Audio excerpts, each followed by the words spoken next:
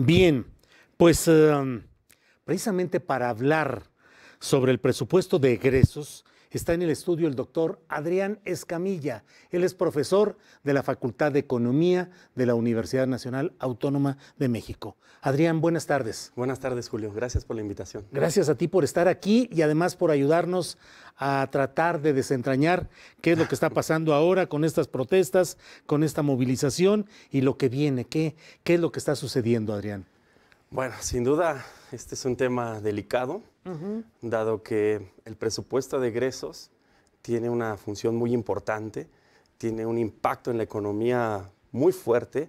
Estamos hablando de un presupuesto de 6.1 billones de pesos, lo que significa una derrama en cuanto a la generación de proveedores, de empleo, de estímulos, subsidios, que abarca pues prácticamente todo. Entonces, para muchos sectores es la gran preocupación de si en esta ocasión se contarán con más recursos o con menos.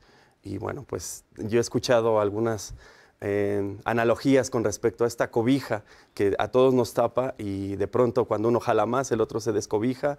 Yo más bien creo que hay que pensar en la alcoba en su conjunto, cuáles son las condiciones para este presupuesto.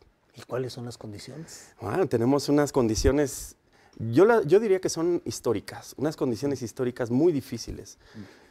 Por lo siguiente, realmente tenemos cerca del 60% del presupuesto ya, digamos, no se puede, es muy difícil que se pueda tocar. Está etiquetado para una serie de actividades en los estados, las pensiones, el pago de deuda, los intereses que está generando la deuda.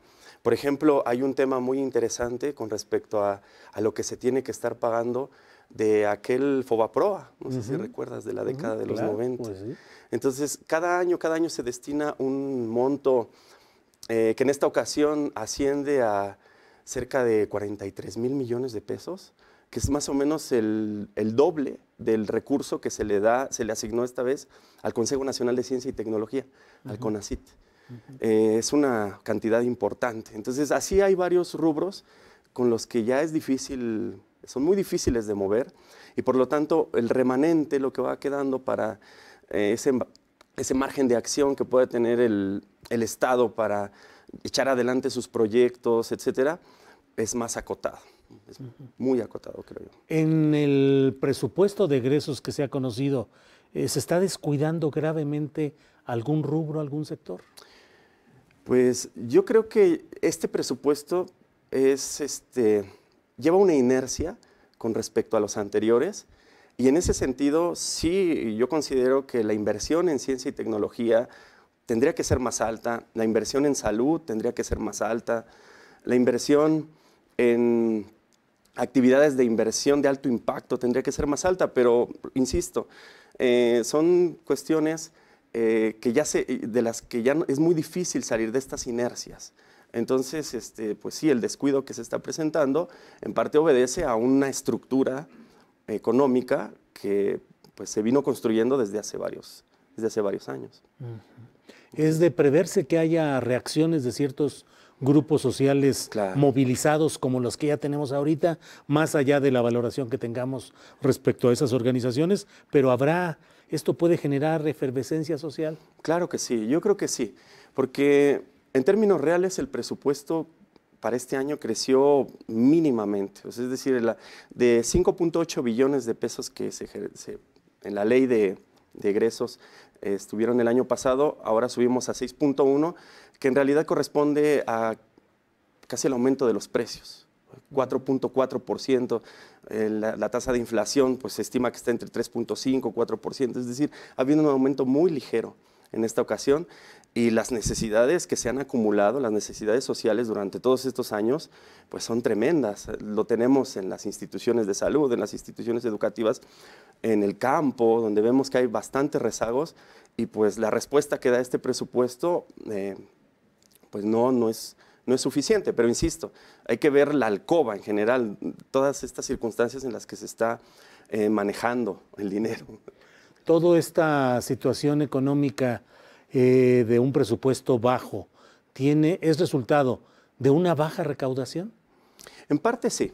En parte sí, porque buena parte de lo que se estima que va a estar ingresando por impuestos en un año depende del ritmo de actividad económica. Es decir, a mayores empleos hay personas que tributan más, a mayores ventas ahí se paga más el IVA. En parte sí, aunque me parece que hay otros determinantes más fuertes, como decía, ¿no? Estos condicionamientos estructurales, el pago de la deuda externa, eso también es una cuestión que hay que discutir, pienso yo. ¿Ves que puede haber, cuándo puede haber una política fiscal distinta en este México donde los que tienen mucho dinero aporten lo proporcional, lo justo, y no siga habiendo todas estas evasiones, elusiones, tretas que hacen que finalmente pues muchos sigan como contribuyentes cautivos y los grandes capitales siguen eludiendo su responsabilidad social?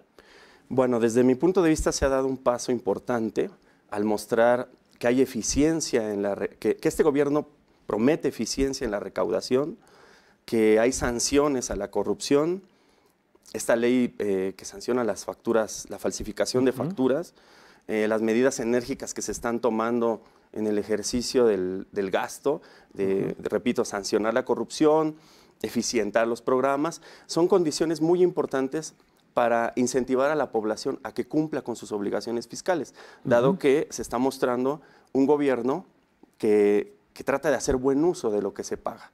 Entonces, a mí me parece que eso es un paso importante. Ahora, sin duda queda pendiente una reforma fiscal de gran calado, diría yo, una reforma fiscal en donde se planteen desde las bases de cómo se construye la ley de ingresos y cómo se construye el presupuesto de egresos, que se discutan todos los condicionamientos que han sido heredados de sexenios anteriores y que vale la pena revisar, como desde mi punto de vista, como lo que mencionaba de los niveles de endeudamiento, del FOBAPROA.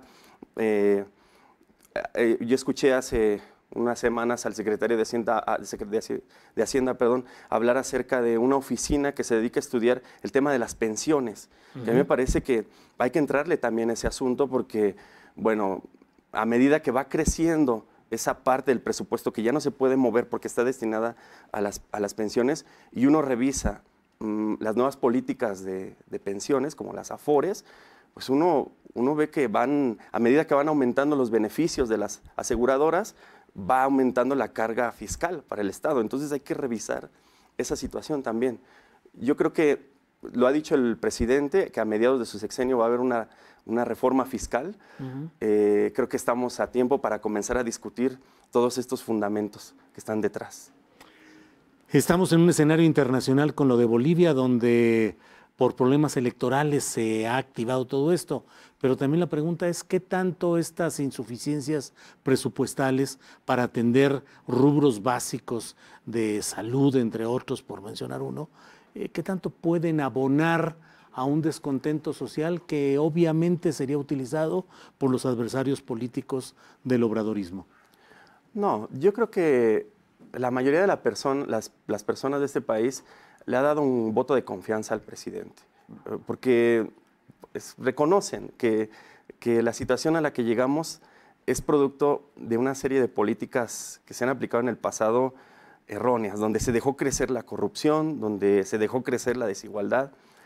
Y en la medida en que el presidente pueda atacar esos dos problemas, la corrupción y la desigualdad, yo creo que la situación social se va a mantener tensa, claro que sí, pero no creo que alcance los niveles que mencionabas al principio de la pregunta. Bien, pues estaremos atentos a cómo transcurran las negociaciones, presiones, exigencias de todo, pero pues vamos a estar atentos a este proceso del presupuesto de egresos 2020. Así es que, pues muchas gracias, Adrián Escamilla. Gracias por estar aquí. Gracias por invitarme. Gracias, Adrián Escamilla, profesor de la Facultad de Economía de la UNAM. Nosotros vamos a un corte para fines publicitarios y ya volvemos.